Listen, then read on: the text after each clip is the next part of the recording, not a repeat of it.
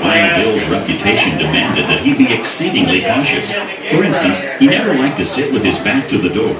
The vacant seat was so located, and a lively debate between Charlie Rich and Bill resulted in an attempt on Bill's part to take Charlie's chair. What are you doing in my chair? Charlie, I sit there, you know it, get out.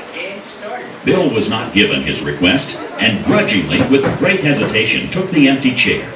But after a few minutes, he stood up, and again asked Charlie for his chair. Dang it, Charlie, I need that chair and you know it. Now get out of there.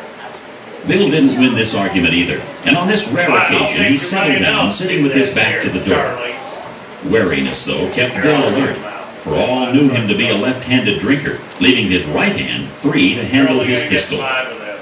As unpredictable as card games are, Bill found himself quickly losing to Massey, who had lost to Bill the night before. Bill asked Harry for $15 worth of pocket checks. Harry brought them over to Bill and returned to the bar and his duties. Soon, a shifty drifter known as Jack McCall entered the saloon. Bill quickly turned while drawing his gun. Recognizing McCall as a newcomer to town, he greeted him with the friendly, "Howdy, Jack." Then reholstered his gun and resumed the game. Man, I tell you what. Jack slowly circled the table, pausing briefly behind each player and analyzing each hand. Playing Carl, pick up the cards.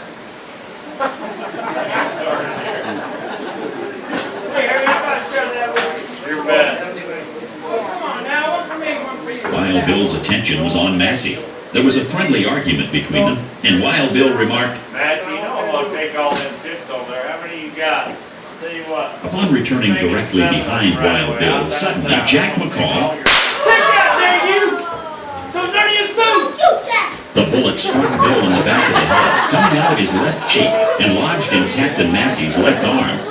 It was discovered soon after the cards Bill was holding were aces and eights, forever known as the dead man's hand. All fled the saloon except for a man who was held at bay by McCall. Jack snapped the trigger of his gun several times. It failed to fire. He then ran out the door and up the street. He was found hiding in a building behind a butcher shop. Later on in the day, he was tried in a miner's court. The jury, being tainted and influenced by a deceitful defense, found McCall not guilty, and he was released. This decision not only outraged the judge, but also the general populace. McCall left the camp in haste. Upon reaching supposed safety in Wyoming, he began bragging of his ignoble deed. Word of this reached a U.S. Marshal who tracked McCall down, arrested him, and sent him to Yankton to be tried again in Dakota Territory. It was determined, since the first trial was held in Indian Territory, that it was not legal. McCall was found guilty and hung for his cowardly crime. He was buried in an unmarked grave on the edge of town. Later, as the town grew, the cemetery was moved. As the coffins were opened, one corpse was found with a rope around its neck. It was easily identified as Jack McCall, the assassin of Wild Bill. Thank you, ladies and gentlemen, for taking your time to share that historical